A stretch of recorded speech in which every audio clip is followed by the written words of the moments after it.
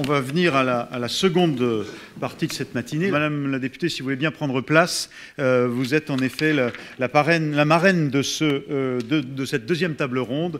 Vous êtes députée, je le rappelle, En Marche du Lot, et ainsi que je le disais tout à l'heure pour M. Collarroy, vous êtes vous aussi professionnellement, en amont, une professionnelle de ce secteur. Vous êtes ingénieur, en particulier du génie électrique.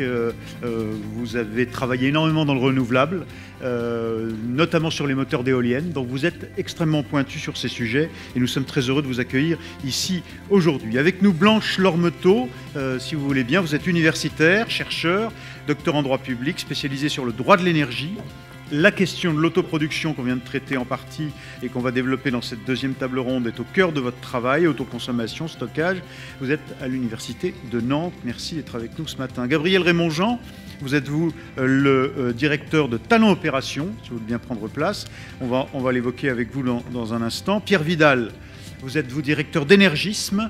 Monsieur Vidal, je vous en prie, bonjour.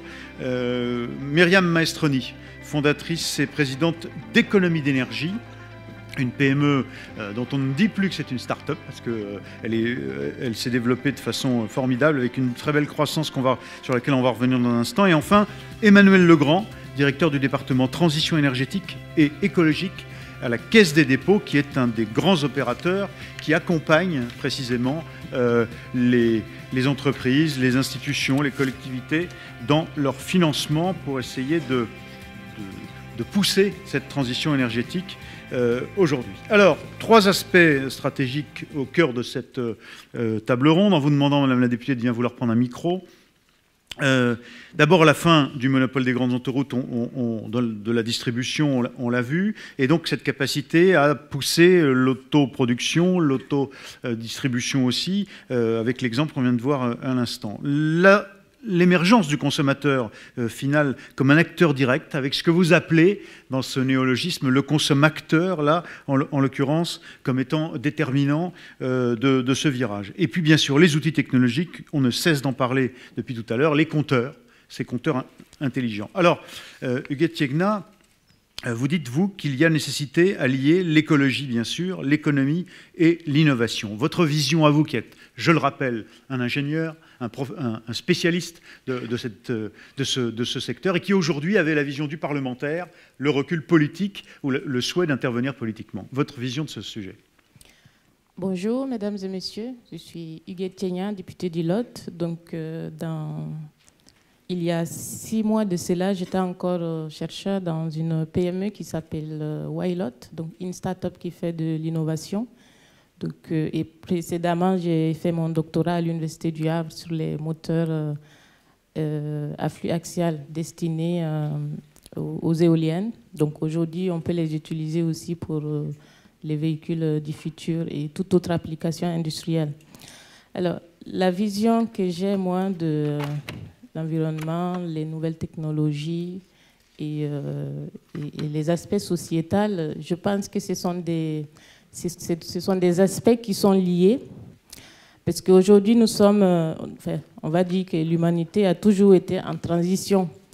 Et la transition, elle devient assez ardue au moment où on se rend compte que nous avons des impératifs à respecter ou à résoudre. Donc, je vais parler là du réchauffement climatique.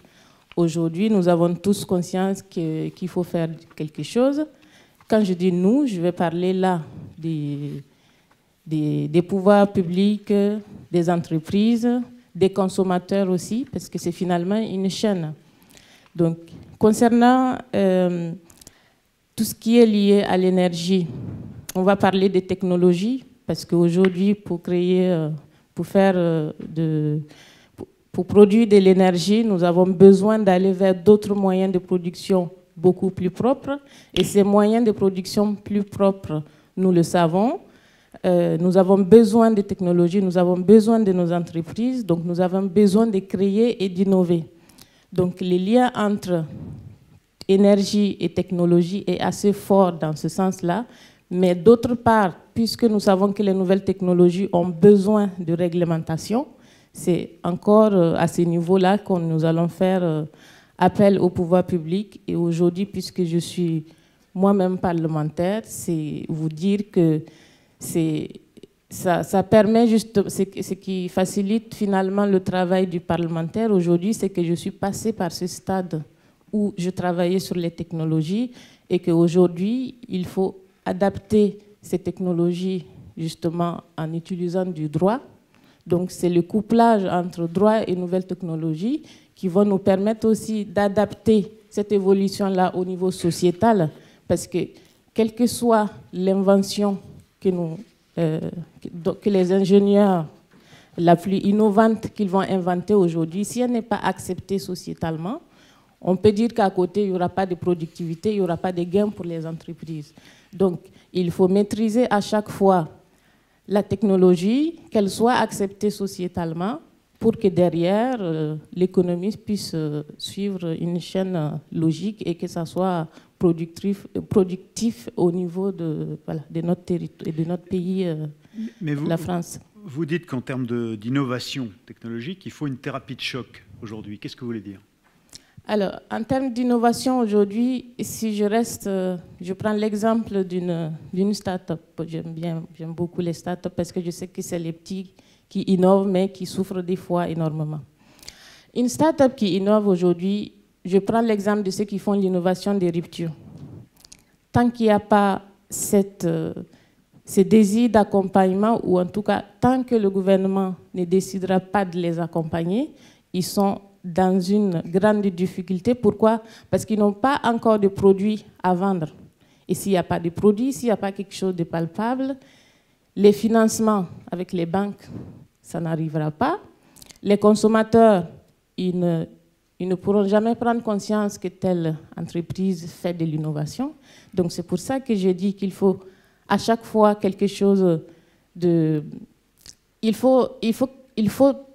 on va dire qu'il faut peut-être un signe, il faut qu'il y ait quelque chose en tout cas qui provoque cet accompagnement. Deuxièmement, je veux dire qu'il n'y a pas que l'État qui peut accompagner les startups. Les grands groupes, puisque nous sommes dans cette transition énergétique, il arrive parfois que les grands groupes ont besoin d'une technologie qu'ils ne développent pas ou qui n'ont pas la compétence pour le faire. C'est là aussi qu'ils peuvent faire, via l'open innovation, ils peuvent faire appel à ces startups-là. Et ce sont ces fusions, en tout cas, ou ces liens de collaboration qui vont permettre d'accompagner. Deux idées donc que je retiens. Un, il faut que les pouvoirs publics poussent au financement de l'innovation dans la phase initiale où le modèle économique n'est pas encore trouvé, si j'ai bien compris. C'est ça. Et puis deux, vous dites, au fond, il faut que les grands acteurs favorisent des filières. Quoi, hein, voilà, favorisent des filières qui vont les servir à eux, parce que sinon, ils vont forcément aller chercher cette technologie à l'extérieur, ce qui n'est pas forcément donc filière européenne ou française voilà. Vous disiez d'excellence, enfin d'excellence de ces technologies de rupture, c'est le terme que vous avez employé. C'est ça. Donc ce qui est bien, c'est qu'aujourd'hui l'État est dans cette optique-là d'accompagner les PME qui font de l'innovation des ruptures, mais il y a aussi une autre phase. Quand la start-up commence à produire, il faut en ce moment-là aussi qu'il y ait un suivi et une bonne transition, sinon voilà, elle s'arrête dans ses premières années. Alors, dans ces enjeux qu'on évoque depuis ce matin d'intelligence énergique, on a bien insisté sur la question de l'acceptabilité de la part des citoyens, consommateurs ou acteurs, en tout cas, les défis tels que vous, parlementaires, vous le voyez. Alors, concernant les aspects liés à l'acceptabilité, vous en avez discuté effectivement ce matin, vous avez beaucoup parlé du compteur Linky. Et Gaspard, entre guillemets, voilà, de tous les compteurs, mais on va dire que c'est vrai que les citoyens parfois boudent certaines technologies, mais moi ce que j'essaie de dire aujourd'hui, c'est que tout ce qui est nouveau fait peur, tout ce qu'on ne connaît pas fait peur aux consommateurs, quels que soient les consommateurs de façon générale. Quand on parle des données aujourd'hui, tout le monde sait que sur les réseaux sociaux, on laisse des choses auxquelles on n'imagine pas qui peuvent se retourner contre nous. Mais aujourd'hui, quand on parle des compteurs qui devraient aussi aider justement à accompagner toutes ces énergies renouvelables, à mieux gérer à mieux gérer la consommation de l'énergie au niveau de nos bâtiments, ça pose problème parce qu'on ne les connaît pas. Et aujourd'hui, entre les données que le compteur Linky va récupérer et entre les données que quelqu'un peut laisser sur Facebook, il faut comparer en termes de données personnelles, qu'est-ce qui peut être beaucoup plus dangereux. Moi, je pense que l'un dans l'autre, ça peut arriver que... Mais il est clair que derrière les données du compteur Linky, il y a les opérateurs, il y a aussi ceux qui peuvent exploiter ces données à des fins peut-être pas pertinentes. Il y a aussi les multinationales qui peuvent récupérer ces données. Donc c'est tout ça qui fait que les consommateurs sont inquiets aujourd'hui et que ça mérite justement de se pencher là-dessus et que le parlementaire que nous sommes, d'ailleurs en ce moment, il y a la loi sur les données. Donc c'est des occasions en tout cas d'essayer de revoir ça et d'aider aussi les citoyens à mieux comprendre technologiquement, mais aussi que le citoyen est protégé au niveau de la loi par rapport à ces aspects-là. Finalement, ce que j'entends là, c'est que vous interpellez tous les acteurs technologiques ou distributeurs ou producteurs en disant contribuer à amener à une précision des données elles-mêmes, dans la mesure, dans le transport et dans la gestion de ces données. Soyez précis pour rassurer finalement le consommateur qui saura qu'on saura faire la différence entre des données de gestion et des données personnelles. Voilà, je pense qu'il faut faire énormément de pédagogie parce que ceux qui innovent savent ce qu'ils font. Les consommateurs, tant que ce n'est pas vulgarisé, ils ne savent pas beaucoup. Ou peut-être il y a aussi de la désinformation, donc il faudrait à chaque fois que des informations pertinentes puissent venir justement de la part de ceux qui sont acteurs de ces nouvelles technologies-là. Alors, on va le faire avec ceux qui sont ici autour de la table et la salle si certains veulent intervenir. Mais d'abord, on va rester un peu dans le cadre, j'allais dire, théorique, où la vision, l'analyse qui est faite par une universitaire, Blanche Lormetot, en matière de droit, en l'occurrence. Je rappelle que vous êtes chercheur en droit public spécialisé sur ces questions du droit de l'énergie. Le constat que vous faites aujourd'hui sur ces enjeux, avec ce que vous avez entendu là ce matin, et ce que vous découvrez aujourd'hui, constatez dans vos recherches à l'Université de Nantes? Alors, bonjour à tous, donc merci pour l'invitation et l'organisation. Par rapport à mes recherches, moi j'ai mené ma thèse sur la chaleur, qui est donc une forme d'énergie dont pour l'instant on n'a pas encore parlé ce matin, hormis en traitant des convecteurs électriques, et notamment en fait sur l'intelligence énergétique d'un territoire par le développement des réseaux de chaleur. On a un fort potentiel de développement de ces technologies-là qui sont vraiment de l'intelligence énergétique parce que lorsque vous utilisez de la chaleur en direct, en fait, vous faites de l'efficacité. Lorsque l'on travaille sur l'énergie, et notamment en droit, puisqu'on peut intégrer des grands principes type le principe d'Exergy, il faut faire quand même à un moment un calcul de l'énergie, combien de transformations vous faites. Et l'intérêt d'un réseau de chaleur, eh bien, c'est d'utiliser directement de la chaleur et non pas de passer par de l'électricité pour utiliser de la chaleur. La contrainte qui peut poser, mais qui au final est un vecteur d'innovation pour les réseaux de chaleur, c'est que la chaleur, elle ne se transporte pas, elle se transporte que sur de courtes distances, qui implique en fait d'utiliser de la chaleur de source locale, soit en production, soit en récupération. Donc là, c'est encore plus intéressant parce que vous ne produisez pas de nouveau de la chaleur. Et ça impose pour une collectivité de réfléchir sur la densité de son bâti. Donc on a tout ce qui est la lutte contre l'étalement urbain qui se positionne aussi. Et donc effectivement, on regarde comment le droit, les différents mécanismes peuvent participer à la fois à l'amplification de l'usage des sources locales d'énergie en production ou en récupération, mais également les différents usages et les formes d'énergie qu'on peut utiliser. Donc on est dans de l'intelligence énergétique au sens strict parce que c'est de l'efficacité énergétique. Bon, mais alors, parce que c'est intéressant, mais on est un peu déstabilisé parce que on s'attend à des réflexions sur le droit et vous entrez par l'opération qui est et l'opérationnel qui est les réseaux de chaleur. Qu'est-ce que ça vous a amené à constater en termes d'évolution du droit? Alors, on rentre par le droit. Il y a d'autres pays qui l'ont fait, ou d'autres cantons. Par exemple, le canton de Genève a un principe d'Exergy qui est inscrit dans sa loi. Exergy. Voilà, le principe d'Exergy, c'est rendre compte. Vous nous expliquez de ce concept. là? Parce que là, on a bloqué. Je pense qu'il y a des personnes beaucoup plus compétentes que moi pour expliquer vraiment strictement ce que c'est que l'exergie. Donc, moi, je vais juste expliquer très très simplement. Vous comptez le coût énergétique que vous revient à un service. C'est-à-dire que pour bénéficier d'un chauffage, combien de fois vous avez transformé votre source initiale d'énergie? Donc, pour l'électricité, c'est majoritairement du nucléaire. Vous avez donc la transformation initiale pour la production d'électricité, qui en plus après connaît une petite déperdition quand même sur le réseau.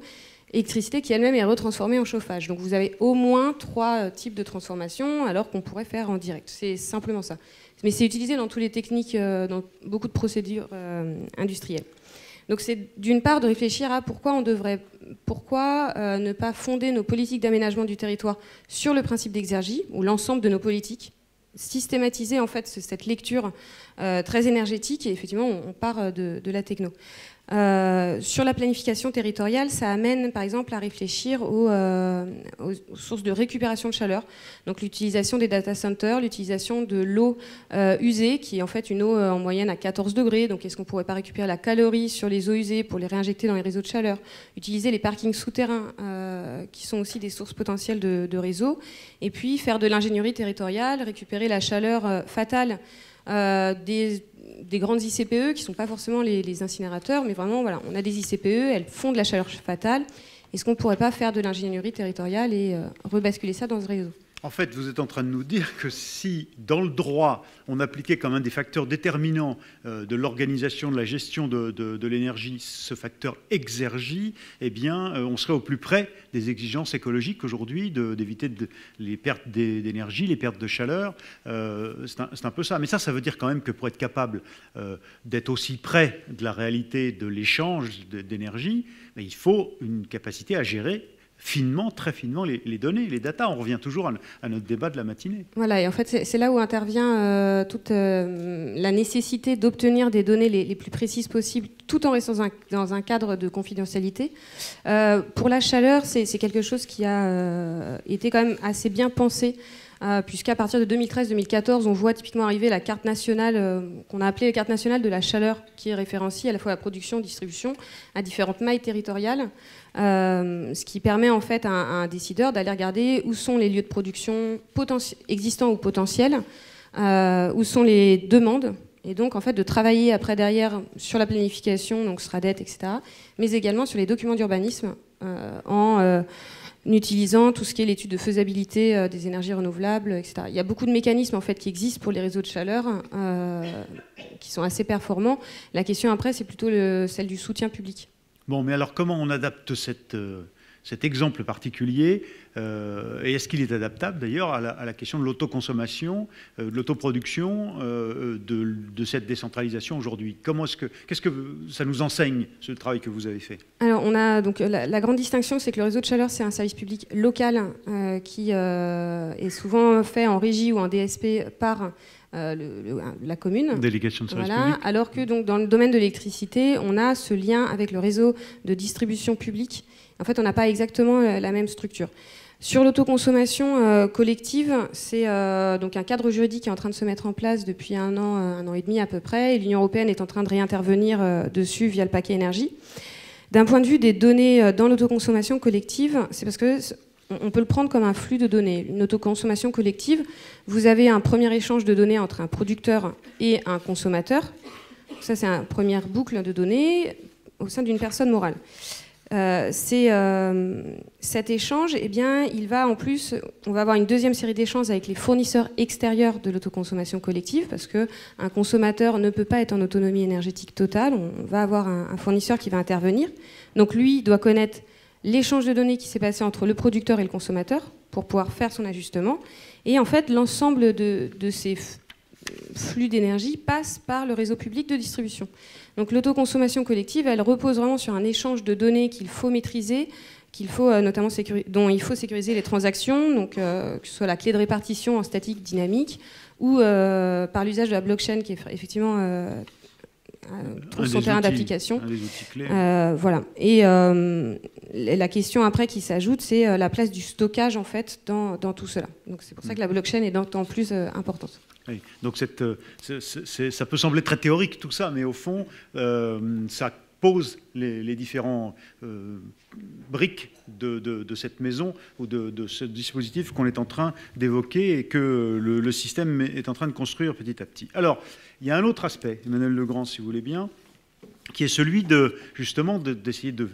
Huguette Niengna l'a dit très clairement, il faut que les pouvoirs publics et leurs opérateurs ou leurs services, comme la Caisse des dépôts par exemple, financeurs, se mettent au service de l'émergence de nouveaux acteurs, des start-up ou autres, qui puissent aller dans le sens de ce qu'on vient de décrire. Favoriser le stockage, favoriser l'autoconsommation, favoriser... Bon, et une bonne gestion des données. Et pour ça... Ben vous, votre travail de tête chercheuse, c'est de repérer ce qui est en train de se développer pour essayer de le financer, le cas échéant.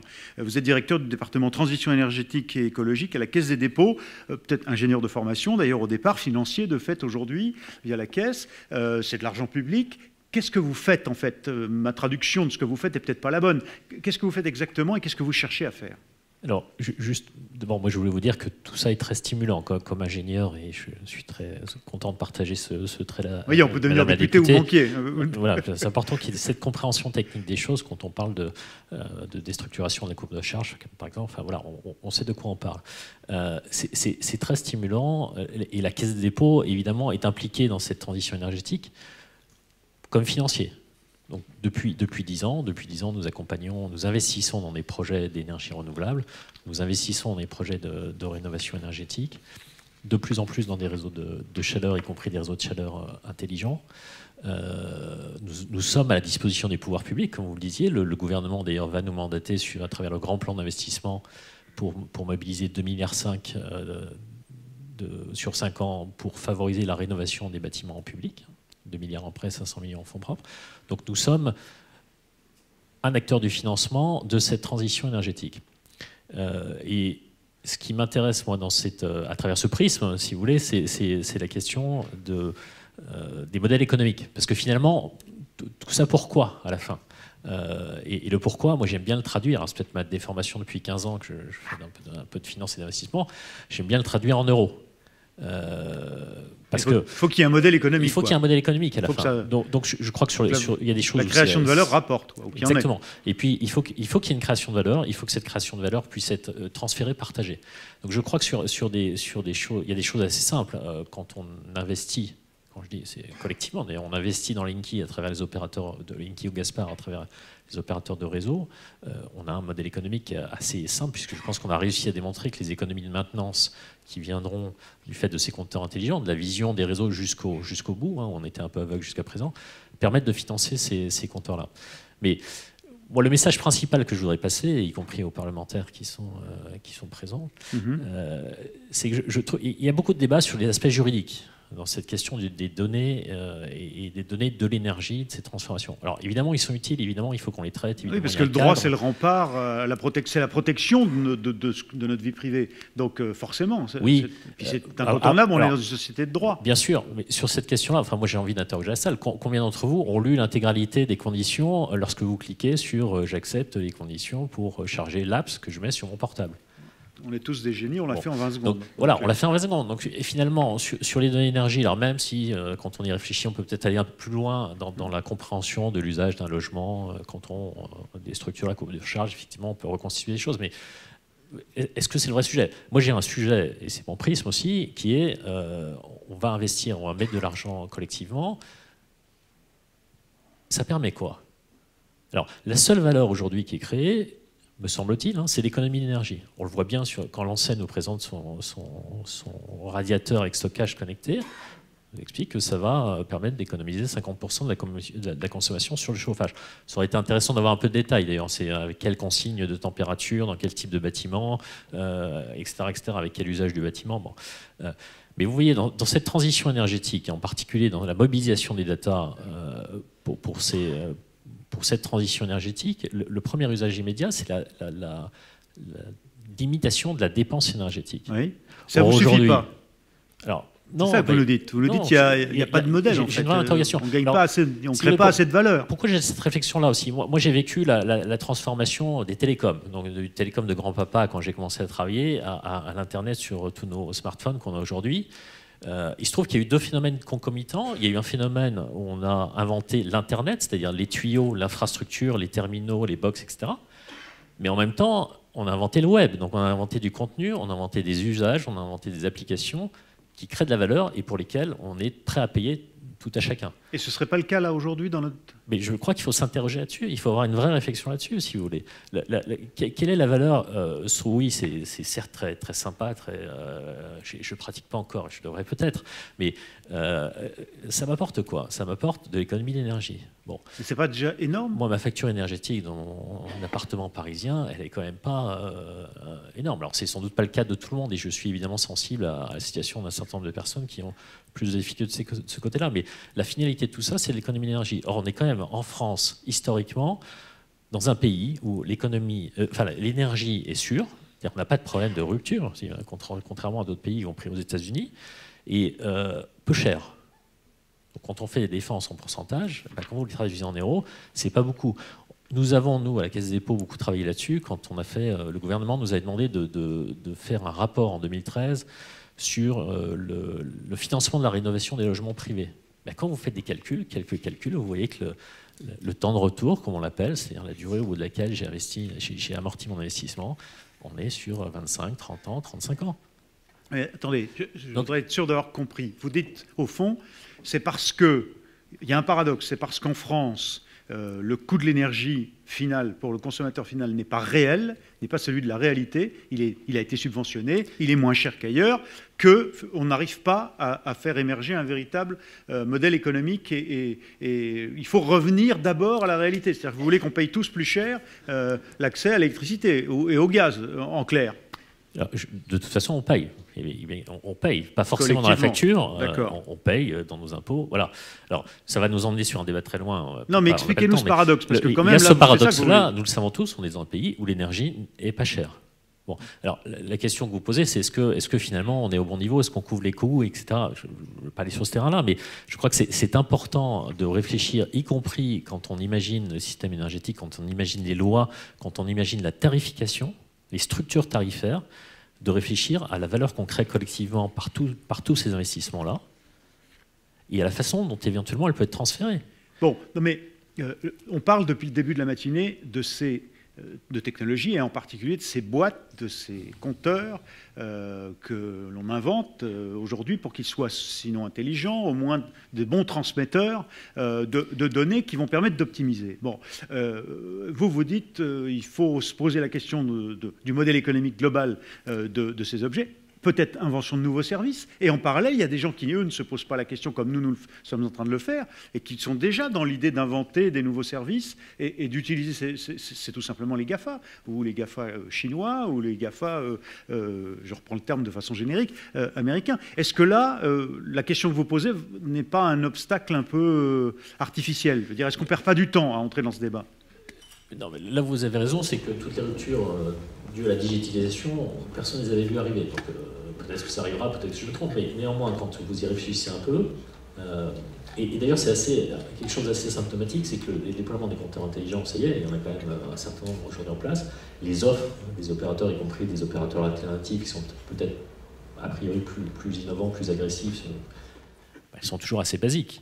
Donc on n'a pas... Oui, parce que derrière, il y a quand même cette question de la grille tarifaire, de la façon dont on peut construire une grille tarifaire qui repose sur une réalité économique. D'accord. Dans cette réalité économique, il y a forcément une part du prix qui est un prix régulé. Et c'est pour ça que je dis qu'il y a une vraie réflexion à mener, y compris au niveau des parlementaires probablement, sur la bonne compréhension de cette régulation des prix, de la liberté, de l'espace économique que ça laisse pour innover en termes de services. En allant, y compris sur peut-être des formes de commercialisation complètement différentes. La voiture électrique, évidemment, est un bon exemple. Si demain, on peut commercialiser des voitures électriques avec le plein d'électricité, entre guillemets, sous forme d'abonnement, de leasing, etc., ça peut changer radicalement les choses. Oui. Encore faut-il qu'il y ait l'espace économique. il faut, outre la question du modèle, il faut savoir quel type finalement de services, de nouvelles propositions, de produits on va proposer au consommateur final. Vous comprendrez pourquoi, évidemment, je vous ai donné la parole maintenant à travers cette interpellation, parce que là, on va donner la parole à 3 acteurs directs, opérationnels de ces sujets, à la fois dans la mise en œuvre et dans la recherche de ces nouveaux outils. Je vous en prie. Oui, non, juste un mot. Donc, la vraie difficulté, c'est qu'il faut arriver à imaginer ces nouveaux modèles économiques, à faire évoluer les structures tarifaires de la régulation, tout en étant prudent, à pas complètement déstabiliser le système existant qui fait quand même notre confort en termes de chauffage, de transport, d'éclairage, etc. Et évidemment, représentant la Caisse des dépôts qui est maintenant actionnaire à 50% de RTE, vous comprendrez qu'on est particulièrement sensible aussi à cet aspect-là. Non, mais c'est une autre façon de poser le débat qui était posé tout à l'heure par Jean-Louis Missica. Adaptez-vous, négociez, dit-il à GRDF par exemple, dans un contexte où par ailleurs les grands opérateurs ont besoin de maintenir un modèle économique, doucement le faire évoluer, mais pas de casser le modèle qui aujourd'hui assure en effet, notamment dans une journée comme celle-là, avec grand froid, la fourniture massive d'énergie à tout le pays. C'est ça que vous nous dites. Exactement. Ne cassons pas le système. Pour modérer un peu mon propos, il y a quand même un tas d'applications très concrètes, y compris le fait de faire connaître plus précisément ses consommations à tout à chacun, en particulier dans le tertiaire. Moi, je crois beaucoup plus au tertiaire. Le fait de mettre à disposition ces informations de consommation doit permettre de réduire les consommations et de mieux les maîtriser. Alors, la réponse, est ce que ça inspire aux acteurs directs que sont Talon, que sont Énergisme et Économie d'énergie. Et je vous passe la parole, Myriam Maestroni. En effet, qu'est-ce que ça vous inspire, ce que vient de nous dire Monsieur Legrand? Je rappelle que vous êtes fondatrice et présidente d'Économie d'énergie. Vous pouvez peut-être nous parler en un mot, juste présentez-nous d'un mot Économie d'énergie, cette entreprise. Vous l'avez créée il n'y a pas très longtemps. Aujourd'hui, c'est déjà une grosse PME. Je l'ai créé il y a 7 ans, après avoir passé 20 ans dans le pétrole et le gaz. Et je dis toujours, je suis en phase de rédemption. Mais dans la réalité, je m'étais aperçu que le marché était décroissant par définition dans la vente d'énergie et d'énergie fossile notamment. Et donc, en passant de l'autre côté du miroir, devenant start-upeuse, et j'ai créé la société de zéro, on est 180 aujourd'hui, c'est 70 millions de chiffre d'affaires, c'est 500 000 travaux de rénovation énergétique que nous avons accompagnés, c'est 10 millions de visiteurs sur l'ensemble de 80 plateformes, donc évidemment c'est une société très digitale, très jeune, à parité. Et donc, clairement, ce que je veux dire par là, c'est que à un moment, quand un marché diminue, on peut aussi commencer à y réfléchir différemment et on peut voir de l'autre côté du miroir un énorme marché qui est celui de la rénovation énergétique, clairement. Puisque si je vous interroge tous aujourd'hui, je vais tomber dans les statistiques. Nous avons en France 1 logement sur 2 en surconsommation d'énergie, mais pas un peu, dans des proportions très importantes. On a la moitié de notre parc de logements en France et en Europe, et je peux étendre aux États-Unis, qui surconsomment de 6 à 9 fois plus d'énergie qu'un logement qui serait construit neuf et qui respecterait nos réglementations thermiques actuelles. Donc, il est évident que quand on regarde le sujet comme ça, on se dit mais comment fait-on? Parce que le grand paradoxe, c'est qu'en vous disant ça, et ce sont des chiffres qui sont faciles à vérifier, en plus, aujourd'hui, on a tous vu depuis 2006 en France, un peu plus tard dans certains pays européens, les petites étiquettes énergie dans les agences immobilières qui nous indiquent qu'on va être en catégorie D, G, parce que c'est à peu près là où on va se trouver la moitié de notre parc. Donc on sait tout ça. Par contre, si je vous dis combien parmi vous se sont levés en se disant « Tiens, si je changeais mes comportements, premier levier de l'efficacité énergétique » et d'ailleurs, même si vous l'étiez dit concrètement, je fais quoi? Je vais avoir 1 ou 2 idées, mais si je vous dis qu'il y en a 200, vous allez vous dire 190 ou plus. Est-ce que vous êtes levé en disant « Tiens, si je faisais des travaux de rénovation énergétique chez moi ?» Et d'ailleurs, je veux revenir sur un point qui m'interpelle beaucoup, c'est que souvent, quand je parle de travaux de rénovation énergétique, parce qu'on est condamné à un moment donné, même si on passe des bains à la douche, qu'on chante des chansons plutôt courtes, si on a une chaudière vieille de 15 ans d'âge, si on a des maisons pas isolées, on va arriver à la limite de ce que l'on peut faire. Donc, il va falloir ce parc immobilier le rénover. Sauf que pour rénover ce parc immobilier, on a trop tendance à mettre en évidence des questions financières qui évidemment font partie des paramètres en compte. Mais il est évident que quand on pense grand public, c'est un des points que l'on va prendre en compte. Parce que si on applique ce raisonnement, on n'aurait pas changé une salle de bain, pas une cuisine en France et dans aucun autre pays européen. Parce qu'il y a 0 payback. Et là, il y en a. Et on se pose la question, alors que ce n'est pas posé sur ces travaux. De la même façon qu'on ne va pas se poser la question, sauf à prendre les externalités sur l'adaptation des logements pour les personnes vieillissantes. Donc il y a la prise en compte d'externalités et quand on voit les choses comme ça, on se dit il y a un marché à sensibiliser, à informer, à convaincre les gens d'économiser, dont celui de la rénovation énergétique.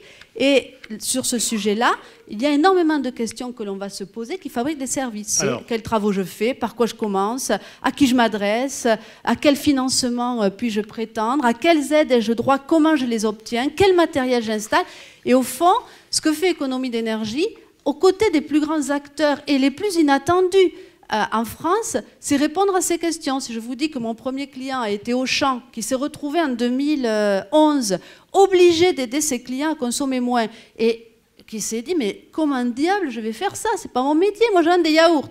Mais non, mais vous vendez des carburants dans vos stations-service, débrouillez-vous. On a construit des plateformes énergétiques qui sont visitées par des gens aujourd'hui qui ne sont pas du tout spécialistes d'énergie, c'est ceux qui fréquentent les hypermarchés.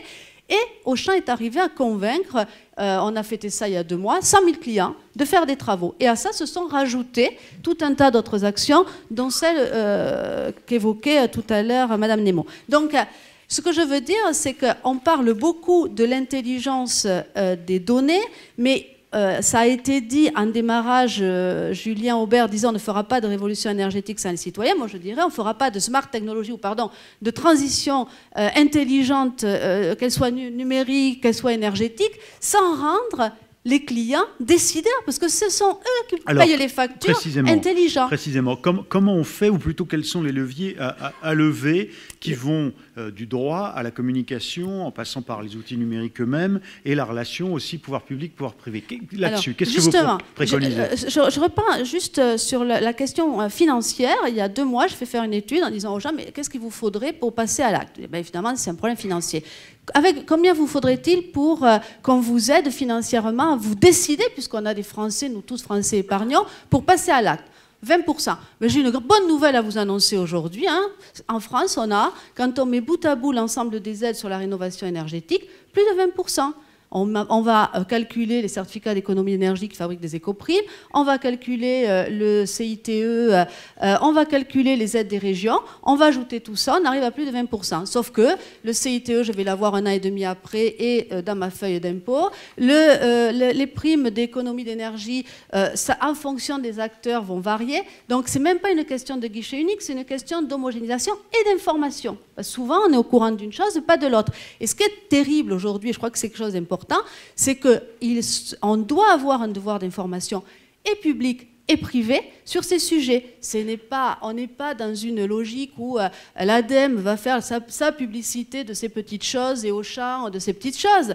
On va faire globalement la promotion et des explications qui s'adressent à tout le monde de ce que veut dire la surconsommation et comment on peut lutter, tous les éléments qui peuvent être mis bout à bout pour y remédier. Ce que vous dites là, c'est qu'il y a un paradoxe entre la Caisse des dépôts, c'est-à-dire quand même les pouvoirs publics qui disent mais allons-y, il faut se poser la question du modèle économique. Vous dites ok, très bien, mais il y a une concurrence parfois un peu artificielle entre l'ADEME par exemple qui fait la promotion et ceux qui le font dans le privé et qui ont des résultats aussi. Non, je ne mettrai pas du tout la Caisse des dépôts en cause, parce que attention, l'économie d'énergie et mon propos concerne une partie de la transition énergétique. Il y a bien d'autres enjeux.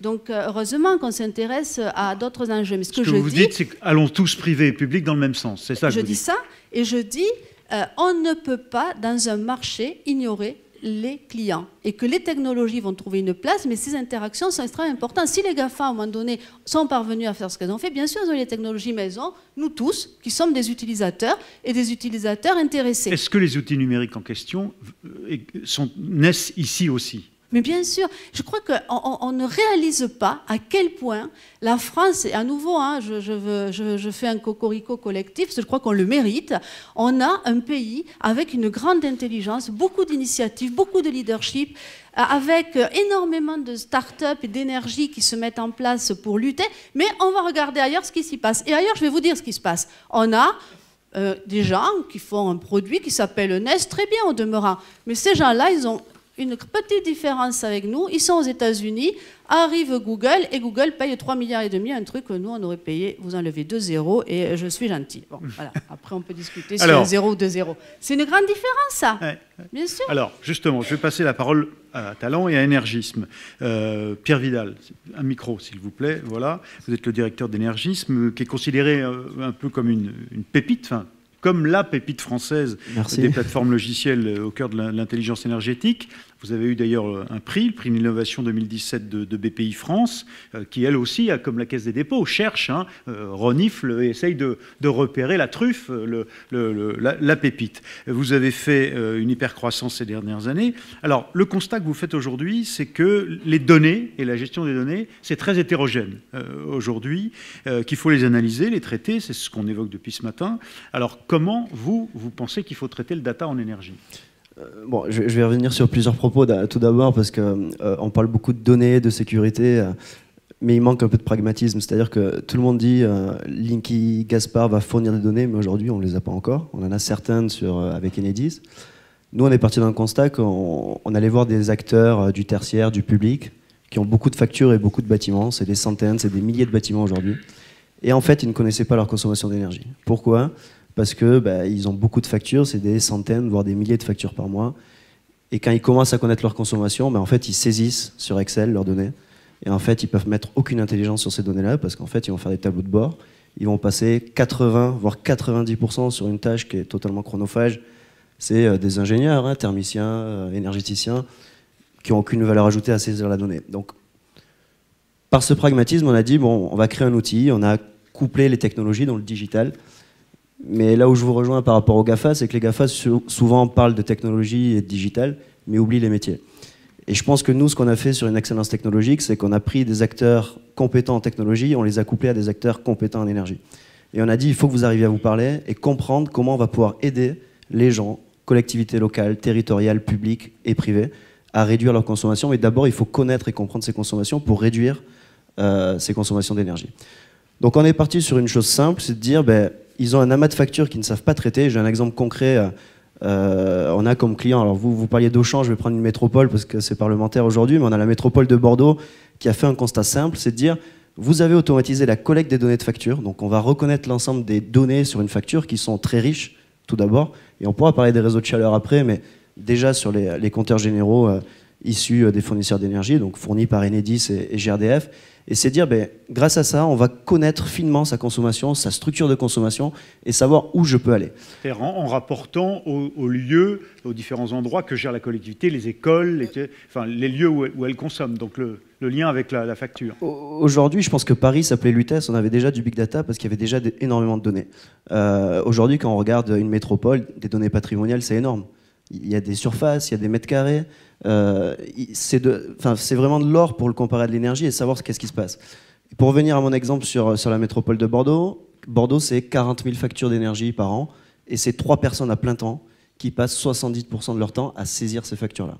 Aujourd'hui, avec notre solution, alors je fais ma promotion, mais c'est le digital, mais couplé à la connaissance de l'énergie qu'il apporte, c'est de dire, mais en fait aujourd'hui, ces gens, ils passent 30% de leur temps à regarder où sont les factures, on va les automatiser pour eux, et 70% de leur temps à analyser la structure de consommation, à analyser les bâtiments.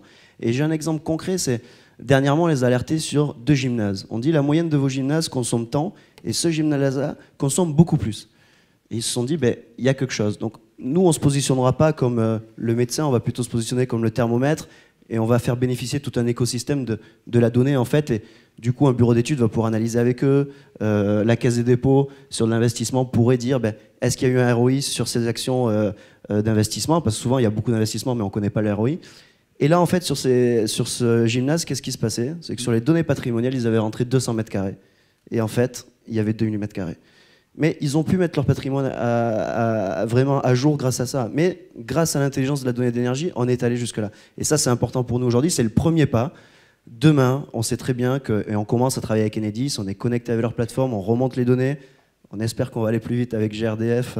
C'est encore le début, mais on travaille avec eux sur les ateliers. On pourra mettre encore plus d'intelligence là-dedans. Expliquez-nous comment vous travaillez, avec quels outils vous travaillez pour que ce soit accepté, mais pour que vous assuriez la qualité, la fiabilité, et qu'on amène tout de suite à faire ces constats-là. Alors, 2200 mètres carrés, par exemple.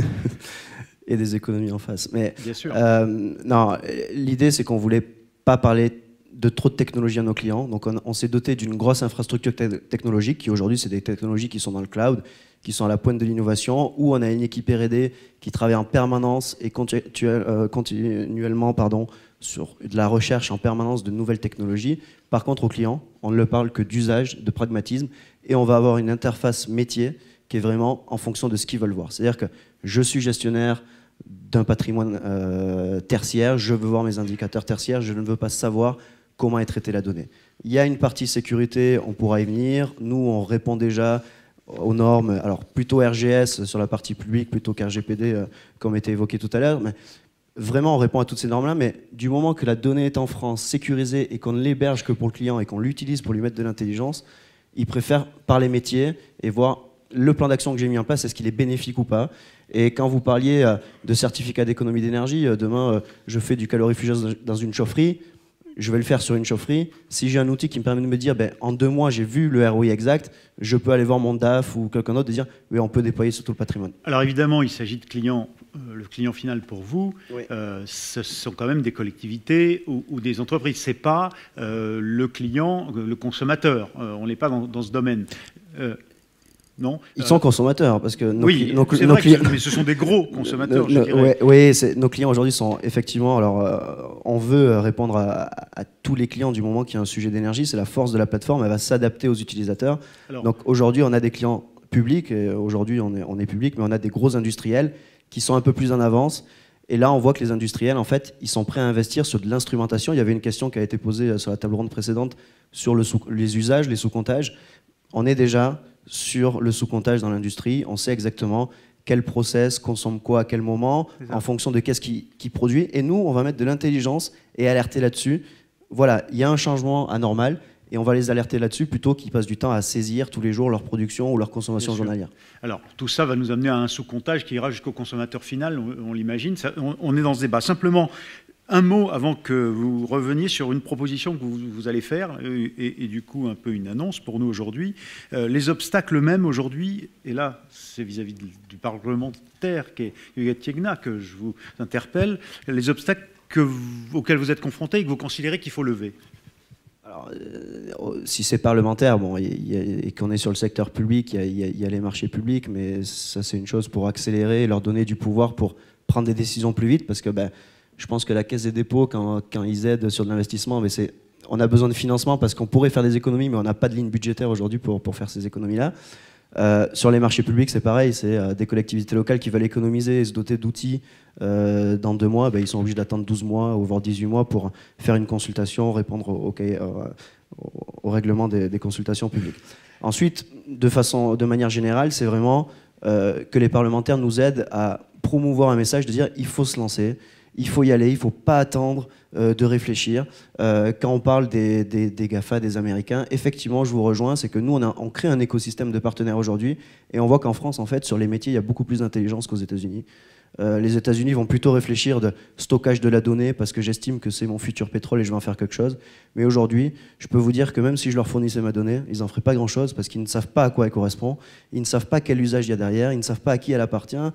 Et donc du coup, ils peuvent se battre là-dessus, tant mieux. On n'a pas créé le GAFA européen, on va peut-être créer des pépites sur l'intelligence énergétique, sur l'intelligence artificielle de manière globale sur l'Europe. Je pense que c'est un peu ça qu'il faut que les parlementaires nous aident à promouvoir vraiment cette intelligence française, européenne, que je pense qu'on a, et on a des gens très, très qualifiés là-dedans. Une finesse, une intelligence dans la gestion de la donnée, c'est ce que vous essayez d'apporter au fond à vos clients. Alors simplement, vos projets aujourd'hui pour aller à l'étape suivante, je dirais, plus loin, c'est quoi ? Bon, alors, je parlais de technologie, on avance toujours. Il y a quelque chose qui nous tient à cœur, c'est qu'on travaille avec des grosses métropoles aujourd'hui qui sont dotées d'outils. Et on pense que le secteur public et les collectivités territoriales et tous les acteurs des publics peuvent être un moteur pour accélérer et aider à la transformation. Donc aujourd'hui, je voulais en profiter pour faire une annonce. C'est de dire, en fait, on lance notre plateforme en version freemium pour tout le secteur public français. Donc ça veut dire concrètement quoi? Que tous les acteurs du secteur public français vont pouvoir s'inscrire sur notre site web. Donc on est même allé plus loin, on a créé une URL qui va s'appeler freemium.energies.com.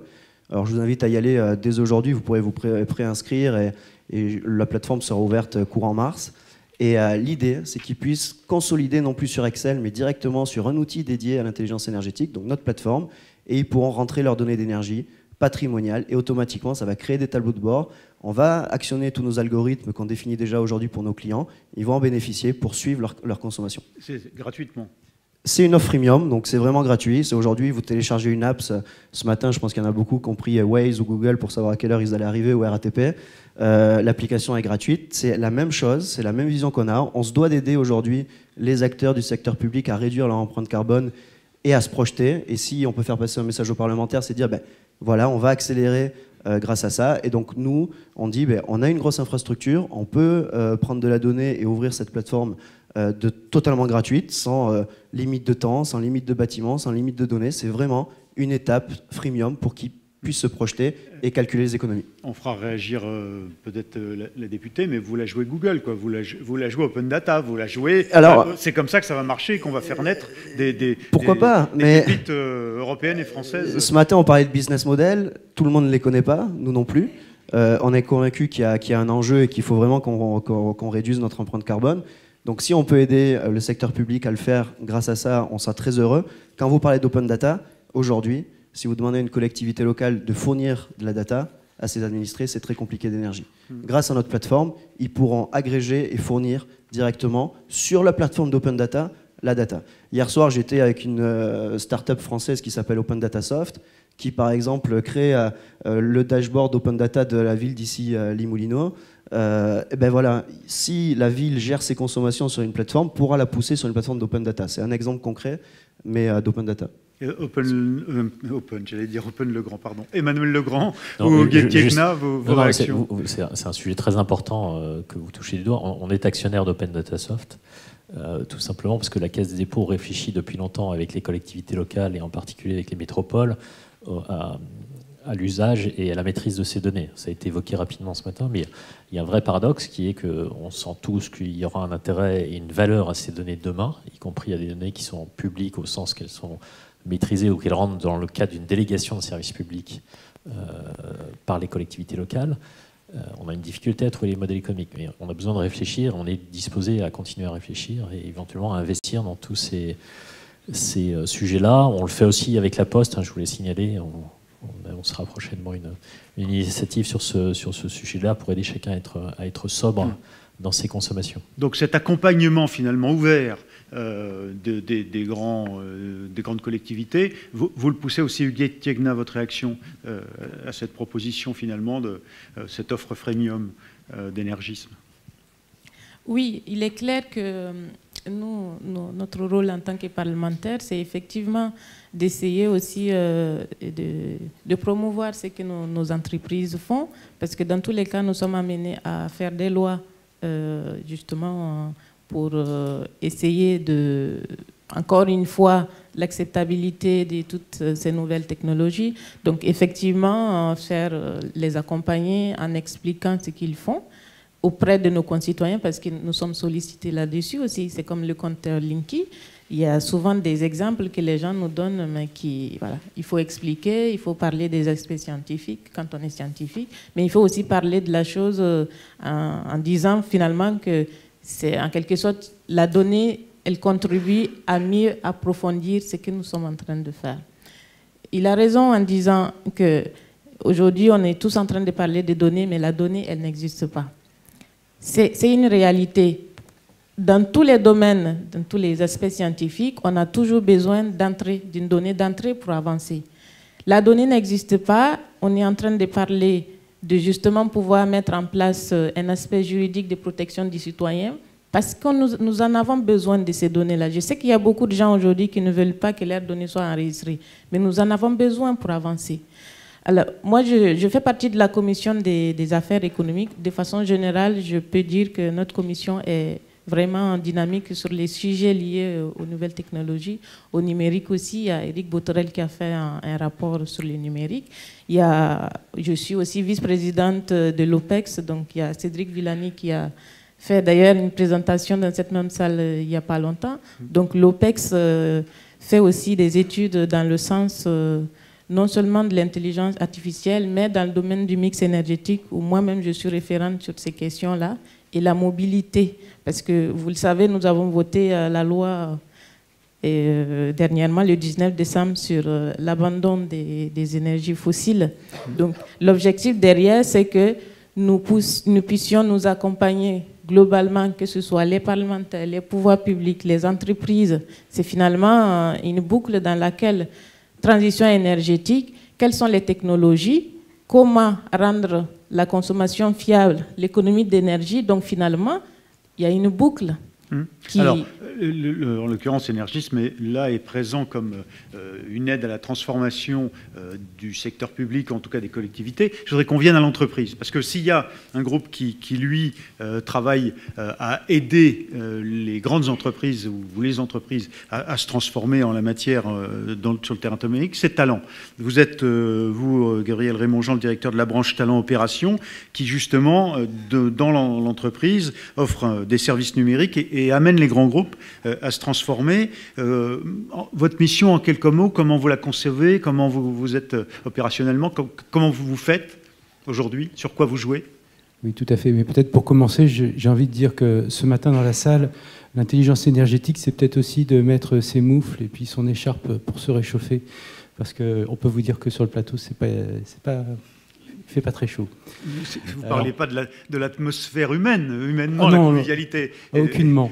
Maintenant, pour répondre à votre question, Talent intervient sur une grande variété de missions, bien entendu, et en particulier dans le domaine énergétique. Mais si on voit une sorte de fil directeur entre toutes ces missions, je dirais que nos clients nous sollicitent pour les accompagner, en général on n'est pas les seuls d'ailleurs, sur des projets de conception, de réalisation et bien souvent aussi de déploiement de grands projets concernant des compteurs communicants ou intelligents, ça dépend comment on les appelle. Nous intervenons dans les deux cas et pour les accompagner dans tous les choix qu'ils ont à faire sur ce genre de projet. Alors, peut-être, en quoi ces projets sont-ils particuliers, ou en tout cas, qu'est-ce qui mobilise comme compétences particulières? J'en dirais deux pour faire court. La première, c'est que ce sont des projets qui réunissent une très forte complexité, de nombreuses sortes même de complexité, des complexités sur le plan de métier. Il faut maîtriser les métiers de la pose, de la dépose, de l'intervention sur site,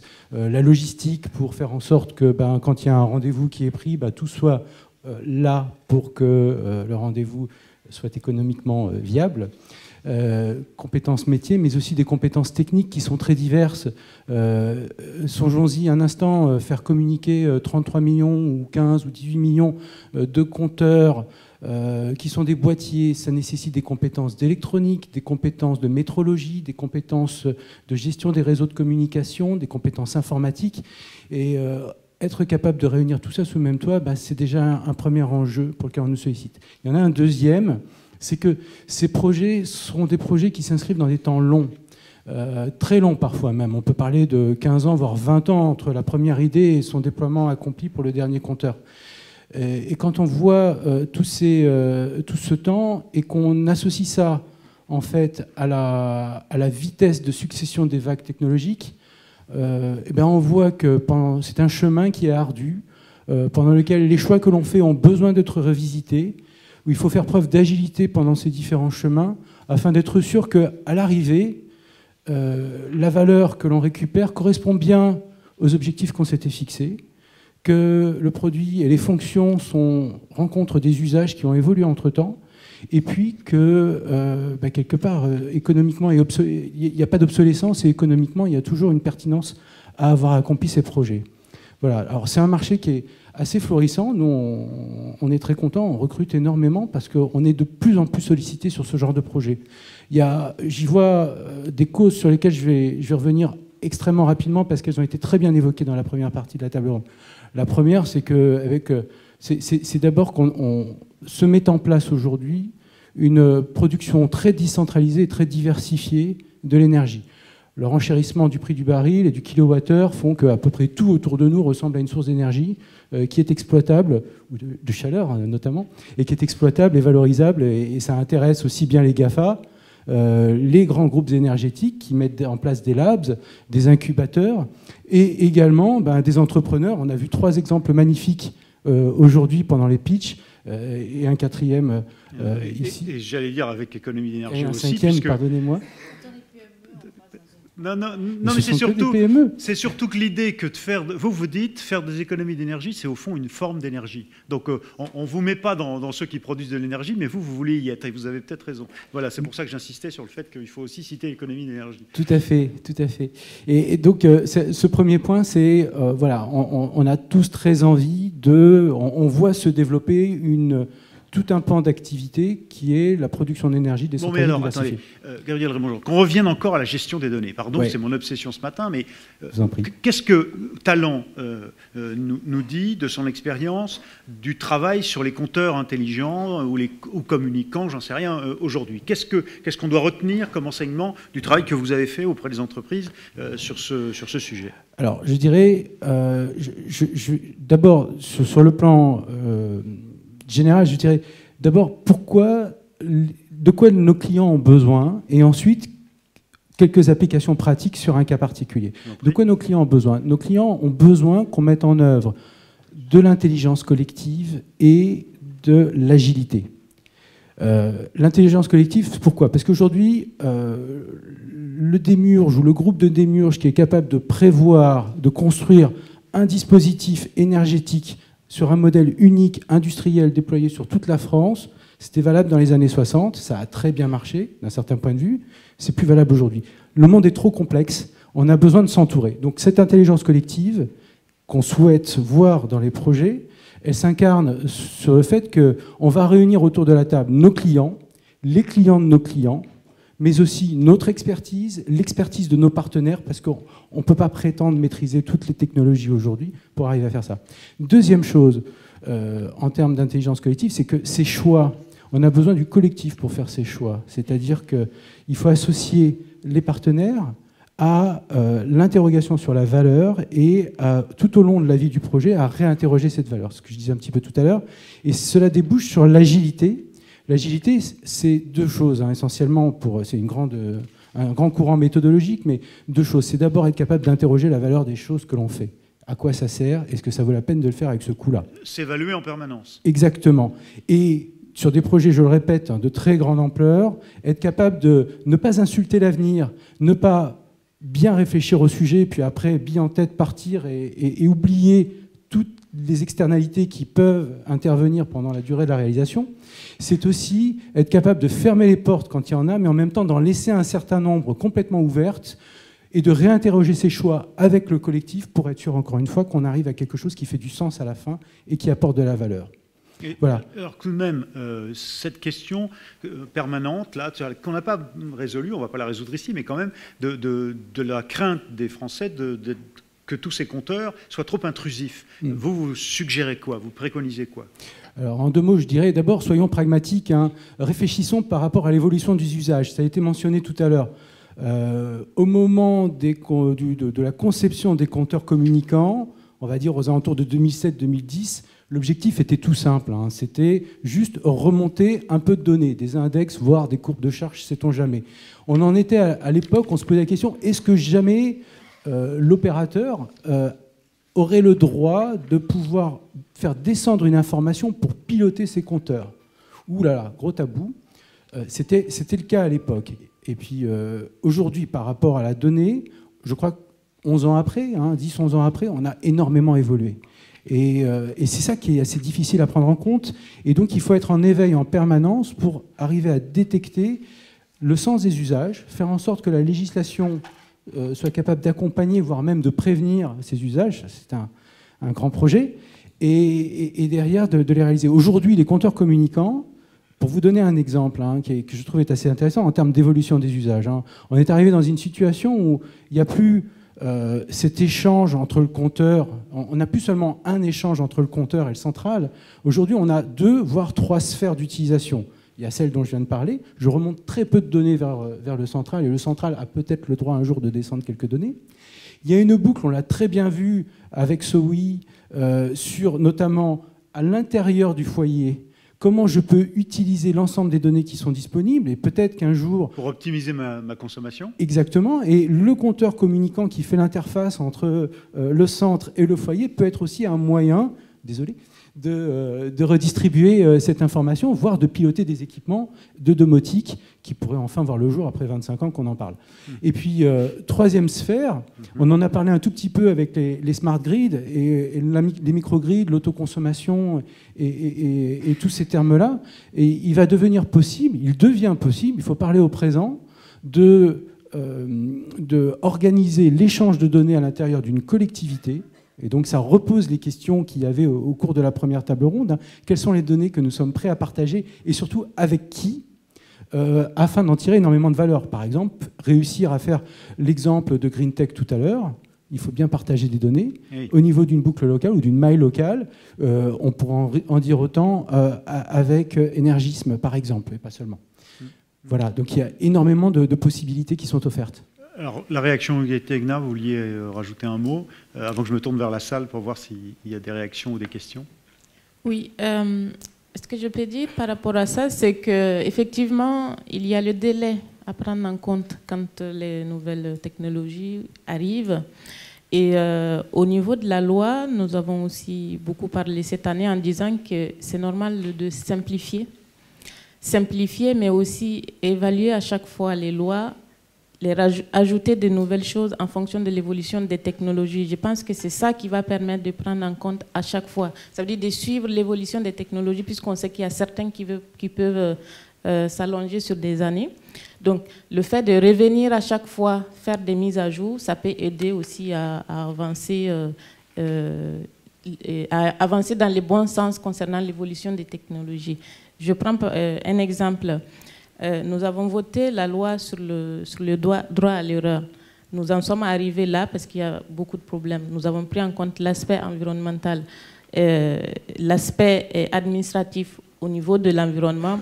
Il s'agissait des éoliennes, de raccourcir les délais de recours, par exemple, parce que voilà, là aussi, c'est encore une fois les entreprises qui sont derrière, qui sont concernées. C'est des financements de l'État qui vont s'étaler sur des années. Et étant donné que la technologie et tout ça n'évolue pas au même rythme, ça pose un problème à la longue. Vous avez aussi parlé d'efficacité de certaines choses. Quelle que soit la technologie, il y a une question d'efficacité. Ça veut dire aujourd'hui, si on fait un appel d'offres, on va dire qu'il y a une situation de départ où on a des qualités de produits définies. Si on n'arrive pas à prendre en compte à long terme et que la technologie évolue, on va arriver quelques années après, trouver finalement qu'on a un résultat meilleur, mais puisque l'appel d'offres avait statué sur une qualité donnée, on ne va pas pouvoir progresser. D'où la nécessité de simplifier et de prendre en compte l'évolution technologique dans nos lois.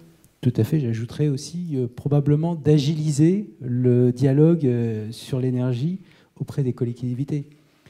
Cette agilité dont je parlais qui est dans les entreprises, voir la puissance publique réfléchir de façon plus agile dans justement la production des lois, la production des cadres qui vont favoriser ou non le développement de nouvelles technologies. Il y a j'insiste, c'est extrêmement fortement imprévisible. Bien heureux celui qui serait capable de mettre ses deniers sur telle ou telle technologie aujourd'hui.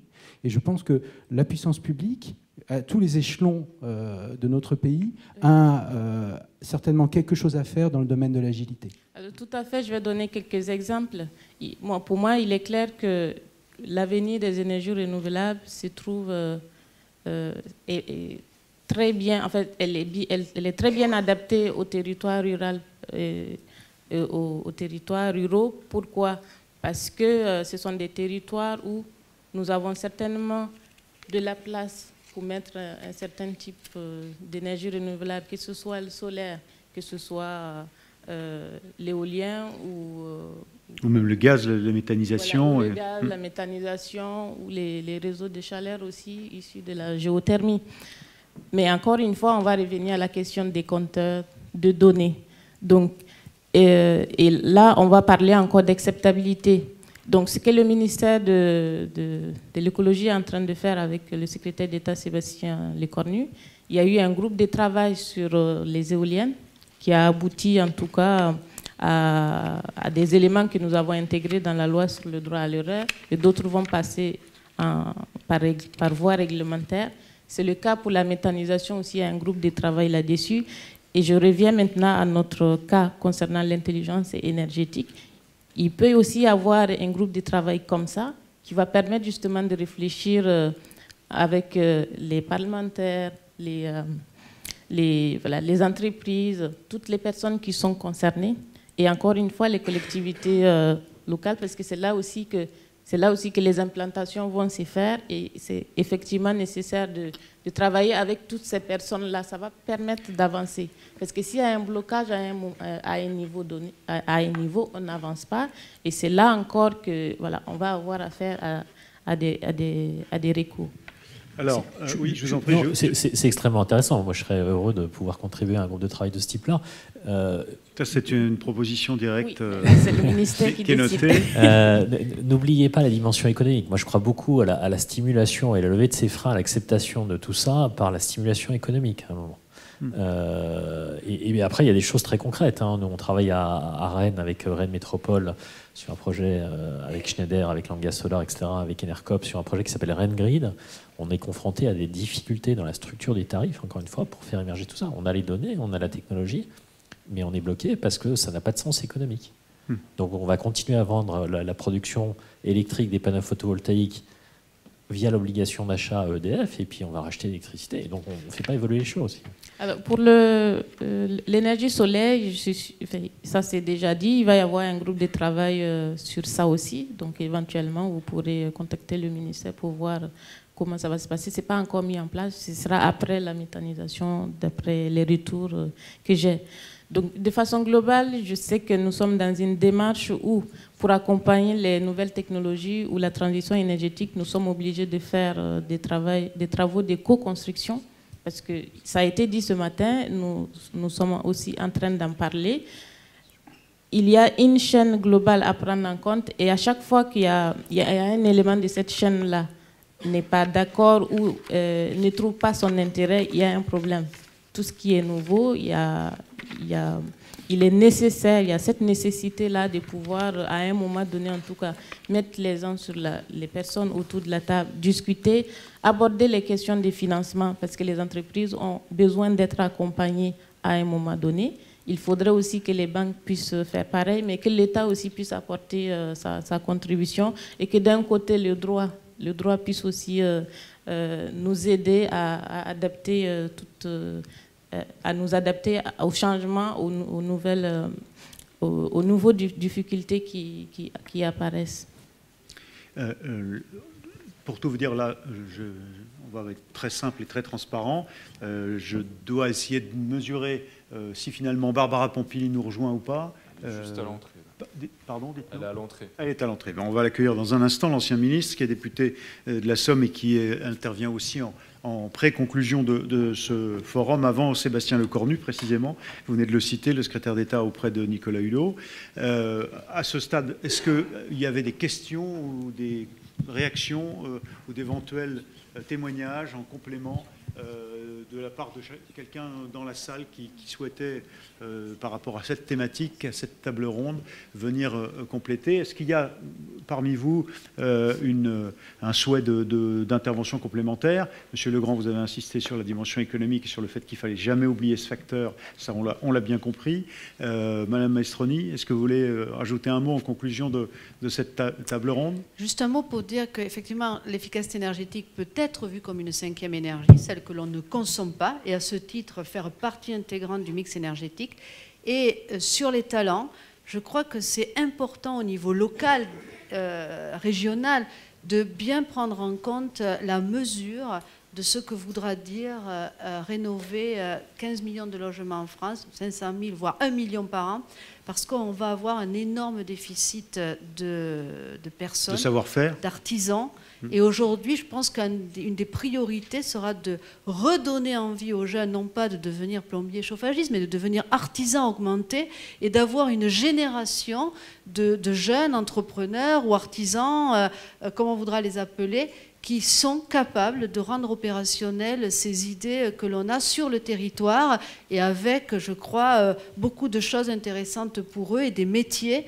Et je crois qu'aujourd'hui, on ne peut pas rester avec des CFA complètement vides et toujours les mêmes filières de plombiers chauffagistes, avec tout le respect que j'ai pour eux, oui. Mais qu'on doit aussi inventer des énergéticiens, rénovateurs et des nouveaux noms et en faire la promotion. Je crois que c'est hyper important. J'ai noté que plombier chauffagiste était devenu artisan augmenté. C'est ça, c'est oui. Dans votre bouche, Madame Thiegma, Monsieur Legrand. Oui. Là, vous avez tout à fait raison. La formation doit pouvoir accompagner tous ces changements.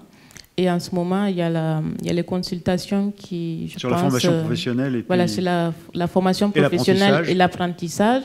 Et c'est encore une fois dans les territoires ruraux, c'est la problématique que nous avons. Aujourd'hui, pour avoir un plombier, c'est pas du tout évident parce que ce sont des métiers qui ont été dénigrés de nos jours. Donc le but finalement, c'est essayer de motiver nos jeunes à aller sur ces formations-là, et ça va arriver avec la réforme sur la formation professionnelle et l'apprentissage. Donc je pense que là aussi l'État a une grande part de responsabilité à jouer là-dedans.